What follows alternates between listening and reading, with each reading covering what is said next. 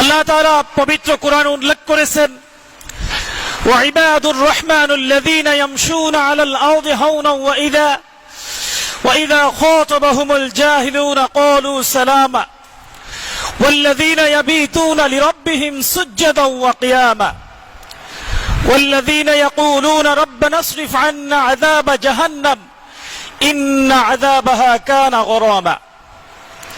সম্মানিত মুসল্লিয়ানে কেরাম, আল্লাহ তাআলা এখানে আল্লাহর বান্দা ইবাদুর রহমান, রহমানের বান্দা যারা হবেন তাদের জন্য কয়েকটি বৈশিষ্ট্যের কথা উল্লেখ করেছেন। আলহামদুলিল্লাহ, গত কয়েক মাস আগেই আমরা রমজান পার করেছি।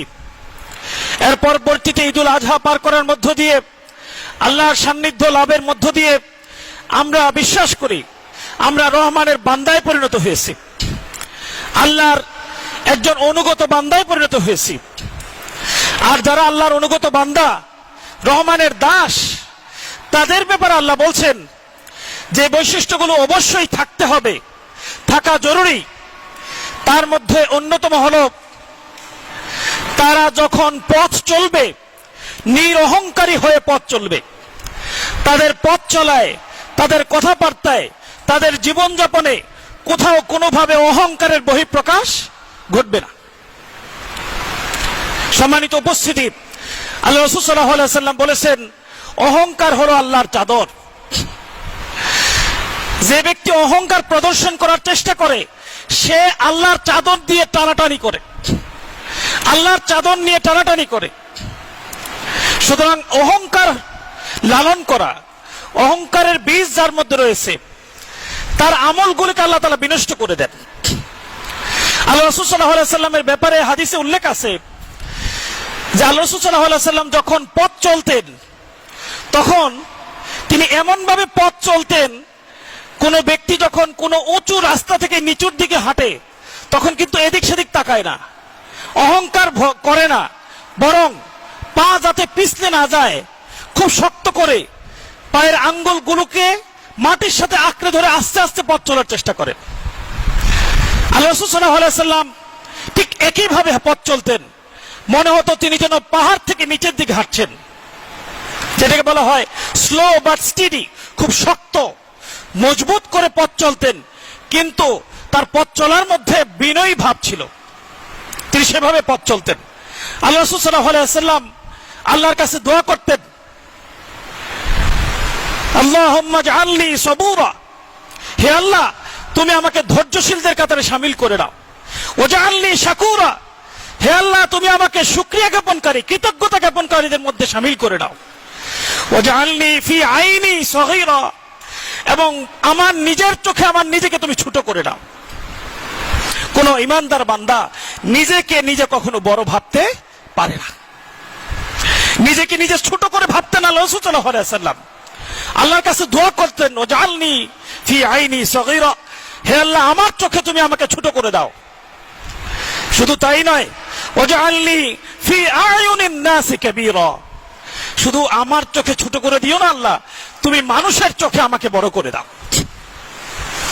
সম্মানিত ভাইরা আমার, আমরা যেটা করি, আমরা আমার ব্যাপারে আত্মম্ভরিত প্রকাশ করি, বলি এটা আমার, আমি এত বড়, আমি এটা করেছি, আমি না হলে এটা হইতো না, এই বাড়ি, এই গাড়ি, এই সম্পদ, এসব কিছু আমার কারণে হয়েছে।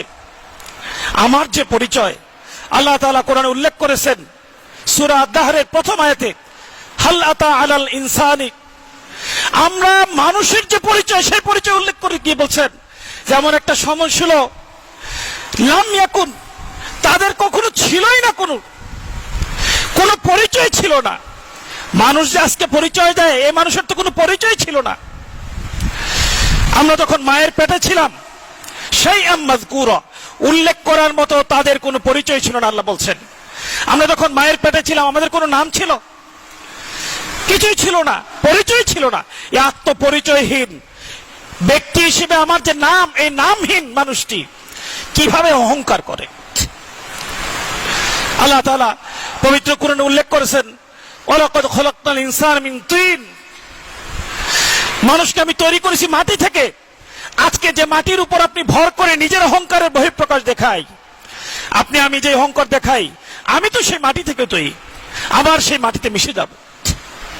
তাহলে আমি কিসের ভয় দেখাই, কিসের অহংকার করি? রহমানের বান্দা যারা হবে তারা হবে নিরহংকারী, তাদের মধ্যে অহংকার বলতে কিছু থাকবে না। দুনিয়ায় যারা অট্টালিকা তৈরি করে, সুন্দর সুন্দর বাড়ি করে, গাড়ি করে, বিশ্বাস করুন তারা যত বেশি সম্পদ গড়ে তুলবে, যত বেশি অহংকার প্রদর্শন করবে, তত বেশি আল্লাহর কাছে জিজ্ঞাসার পাত্র হিসেবে আল্লাহর কাঠগড়ায় দাঁড়াবে। আল্লাহ তাআলা উল্লেখ করেছেন, ফাআম্মা মান উতিয়া কিতাবাহু বিয়ামিনিহি ফায়াকুলু হাউম ইকরাউ কিতাবিয়া। যখন আমলনামা দেওয়া হবে, যখন ডান হাতে আমলনামা দিবে, আল্লাহ বলছেন সে খুব উৎসাহের সাথে তার সঙ্গীদেরকে, সাথীদেরকে দেখাবে, হাউম ইকরাউ কিতাবিয়া, দেখো এটা আমার আমলনামা, খুশি হবে। কিন্তু দুর্ভাগ্যজনক ভাবে যদি আল্লাহ তাআলা কোন বান্দাকে আমলনামা ডান হাতে না দিয়ে বাম হাতে দিয়ে দেন, ওয়া আম্মা মান উতিয়া কিতাবাহু বিশিমালিহি, আল্লাহ বলছেন যদি আমি বাম হাতে আমলনামা দেই, সে বলবে লাম আদরি মা হিসাবিয়া, আজকে যে হিসাব দিবে এটা তো আমি জানি না। ইয়া লাইতাহা কানাতিল কাদিয়া, হায় যদি এই যে হিসাব চলছে এই হিসাবের শেষ না হইতো। কারণ সে তো জানে যেদিন হিসাব শেষ হবে, ফয়সালা হয়ে যাবে, আমি জাহান্নামী। এই জন্য সে আফসোস করে বলবে, হায় ইয়া লাইতানি, যদি হিসাব শেষ না হইতো। সম্মানিত উপস্থিতি, শুধু তাই নয়, আল্লাহ তাকে শক্ত করে ধরার কথা বলবেন, তখন সে আল্লাহর কাছে বলবে, হালাকা আন্নি সুলতানিয়া, দুনিয়ায় আমি রাজা ছিলাম, আমার বাবা মন্ত্রী ছিল, আমার বাবা এমপি ছিল, আমার বাবা সেনা প্রধান ছিল, আমার বাবা এই পৃথিবীর ক্ষমতাধর সম্পদশালী মানুষ ছিল। এই যে রাজত্ব, এই যে কর্তৃত্ব, এই যে নেতৃত্ব, এই যে বরত্ব, এই যে অহংকার, হালাকা, এই অহংকার আমাকে ধ্বংস করে দিয়েছে, অহংকারের অনুভূতি আমাকে ধ্বংস করে দিয়েছে। হালাকা আন্নি সুলতানিয়া মা আগনা আন্নি মালিয়া, আমার যে টাকা ছিল, সম্পদ ছিল, মাল ছিল, আজকে এই মাল কোনো কাজে আসছে না। সম্মানিত উপস্থিতি, আমরা মালের পিছনে ঘুরতে ঘুরতে নিজের মধ্যে যে অহংকার লালন করি, কোন ইবাদুর রহমান, রহমানের বান্দার এই অহংকার থাকা মোটেই উচিত নয়।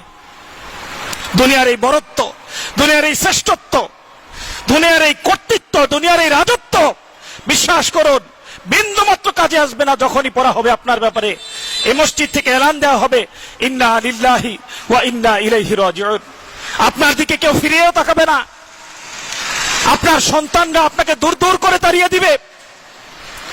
গত 3 থেকে 4 দিন আগে আপনারা দেখেছেন 3 জন আপন ভাইকে ফাঁসির কাস্টে ঝুলিয়ে হত্যা করা হয়েছে, তাদের ফাঁসি কার্যকর করা হয়েছে খুলনার।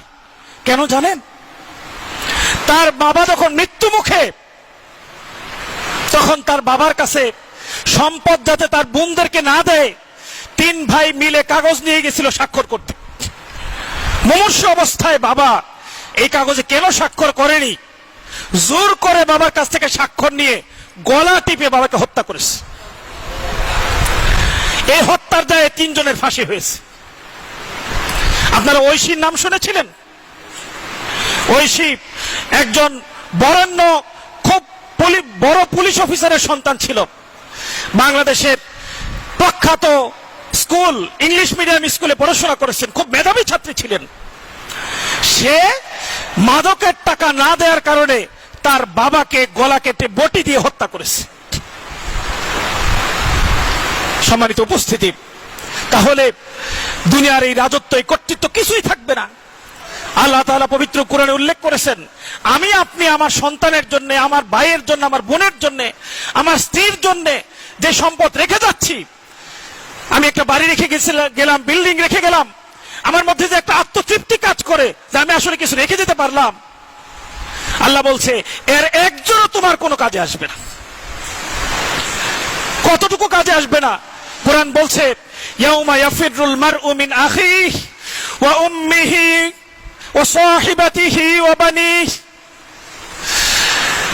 সবাই দৌড়ে পালাবে। তোমার ভাই, তোমার বোন, তোমার মা, তোমার স্ত্রী, তোমার বন্ধু, তোমার আত্মীয় স্বজন, কেউ তোমার দিকে ফিরে তাকাবে না, সবাই দৌড়ে পালাবে। ইয়াফিরু ইয়াফিরু মানে হলো পিছনের দিকে তাকাবে না, শুধু সামনের দিকে দৌড়াবে। আমার সন্তানের জন্য আমি যে সম্পদ গড়ে যাচ্ছি, এই সন্তান আমার জন্য কিছুই করবে না। সুতরাং আমার অহংকার সবকিছু হবে যদি আমি আখিরাতের পুঁজি তৈরি করতে পারি। ইবাদুর রহমানুল্লাযীনা ইয়ামশুনা আলাল আরদি হাওনা ওয়া ইযা খাতাবাহুমুল জাহিলুনা ক্বালু সালামা। ইবাদুর রহমান, রহমানের বান্দার দ্বিতীয় বৈশিষ্ট্য হলো যখন তার সামনে কেউ মূর্খের মতো, অজ্ঞের মতো আচরণ করবে, গালমন্দ করবে, খারাপ কথা বলবে, বাজে কথা বলবে, সে কখনোই বাজে কথা দিয়ে তার উত্তর দিবে না। বাংলাদেশের একটি রাজনৈতিক সংস্কৃতি আছে, এক দলের প্রধান যদি একটা গালি দেয়, আরেক দলের প্রধান 3টা গালি দেয়।